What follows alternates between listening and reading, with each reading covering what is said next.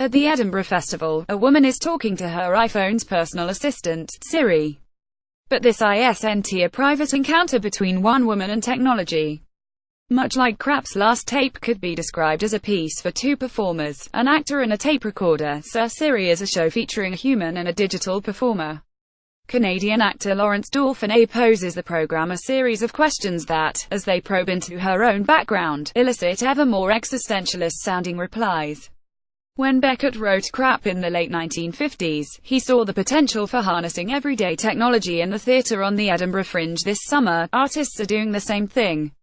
In the creepy séance, which takes place in a dark container outside Summerhall, binaural sound is used in a way that undercuts all certainties and so overwhelms the senses that you find yourself doubting what you have just experienced. In Javad Alipour's The Believers are But Brothers, the whispering, insidious voices of extremism are delivered to the screen of your smartphone in a disconcerting piece of theatre that uses multimedia to evoke a shadowy world of online ISIS recruiters and alt-right websites. Some of the technology that is changing the audience experience has been around for years. For Standby, written by former police officer Adam McNamara, the audience wears single earpiece headphones just as real officers do. We're watching a group of police officers bicker and banter in a police van ready to intervene if negotiations with an armed man holding a child hostage fail. The officers complain about cliched TV police dramas, but there are plenty of cliches here, too.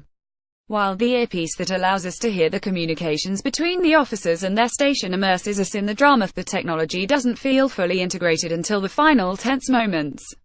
Existential questions. Siri. Photograph Juliet Hatcher. The danger is that an art form that, as Shakespeare once wrote, always requires the audience to piece out our imperfections with your thoughts and bring imagination to bear, is flattened by the overuse of technology, whether it is limelight, trapdoors, flying devices, computer-generated effects or virtual reality.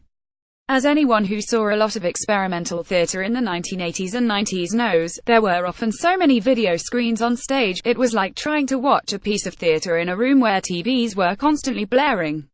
It's not new technologies themselves that are interesting, but whether artists use them innovatively to enhance performance and storytelling. That's just what Curious Directive attempt in Frogman, a show in which the audience don virtual reality headsets for significant parts of the action. Mira, beautifully played by Tessa Parr, is an Australian coral scientist who was raised in a small town near the Great Barrier Reef by her father, a police diver, after the death of her mother in a car accident. Now her father is being put on trial for the murder of Ashley, who disappeared after stealing a boat years earlier. Listening in, Standby. Photograph Owen Carey. The audience is cast as the jury in a murder trial. We put on VR headsets, a bit clunky for crucial parts of the evidence that take us back 20 years to the underwater search for Ashley, and to Mira's childhood bedroom during the summer when she disappeared. Why did 11-year-old Mira not disclose the extent of her relationship with Ashley? What other secrets are lurking amid the coral? The transitions from live action to VR aren't smooth, and the screens can be hard on the eyes even as they let you explore Mira's bedroom in detail and delight in the underwater coral sequences. The technology makes for a stop-start quality, which is odd for a company and director, Jack Lowe, celebrated for delivering shows of exquisite fluidity.